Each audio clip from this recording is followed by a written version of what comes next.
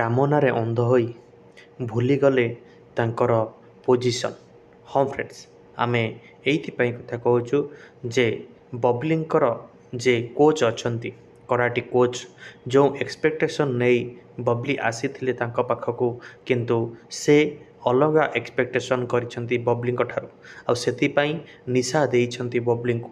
ଏବଂ ଯେତେବେଳେ ଖେଳ ସରିଛି, ମାନେ କିଛି ପ୍ରାକ୍ଟିସ୍ ସରିଛି, ସେତେବେଳେ ବବ୍ଲି ଯିବାକୁ ବାହାରିଛନ୍ତି, ସେତେବେଳେ କୋଚ୍ କହିଛନ୍ତି ତୁମେ ଏକା ଯାଇପାରିବ ତ? ବବ୍ଲି କହିଛନ୍ତି ହଁ, ମୁଁ ଏକା ଯାଇପାରିବି। ଆଉ ଆଗକୁ ପ୍ରାକ୍ଟିସ୍ ବହୁତ ଜୋରଦାର ହେବ, ସେଥିପାଇଁ ପ୍ରିପେୟାର? ନା ହଁ କୋଚ୍ ସାର୍, ଆପଣ ଯେମିତି କହିବେ ମୁଁ ସେମିତି ପ୍ରିପେୟାର କରିବି, ଏକଥା କହିଛନ୍ତି ବବ୍ଲି। ଆଉ ସେଠାରୁ ପ୍ରସ୍ଥାନ କରିବାକୁ ପ୍ରୟାସ କରିଛନ୍ତି, କିନ୍ତୁ ହଠାତ୍ ତାଙ୍କର ମୁଣ୍ଡ ବୁଲେଇ ଦେଉଛି।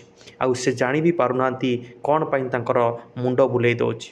କିନ୍ତୁ ପଛରେ ଥାଇ ତାଙ୍କର କୋଚ୍ ଯିଏ ଅଛନ୍ତି ସେ ତାକୁ ଆଇଡେଣ୍ଟିଫିକେସନ୍ କରୁଛନ୍ତି, କାରଣ ସେ ତ ହେଉଛନ୍ତି ଏ କାର୍ଯ୍ୟ କରିବାର ବିନ୍ଧାଣୀ। ଆଉ ବବ୍ଲି ବହୁତ ସମୟ ଚକ୍କର କାଟି ସାରିଲା ପରେ ଆଉ ନିଜକୁ କଣ୍ଟ୍ରୋଲ୍ କରିପାରିନାହାନ୍ତି। ହଁ ଫ୍ରେଣ୍ଡସ୍, ଯେତେବେଳେ ମୁଣ୍ଡ ବୁଲେଇଛି ସେ ଯାଇ ଖଟ ଉପରେ ପଡ଼ିଯାଇଛନ୍ତି। ଆଉ ତାପରେ କ'ଣ ହେଉଛି ଜାଣିବା ଆମେ ନେକ୍ସଟ ଭିଡ଼ିଓରେ। Thank you.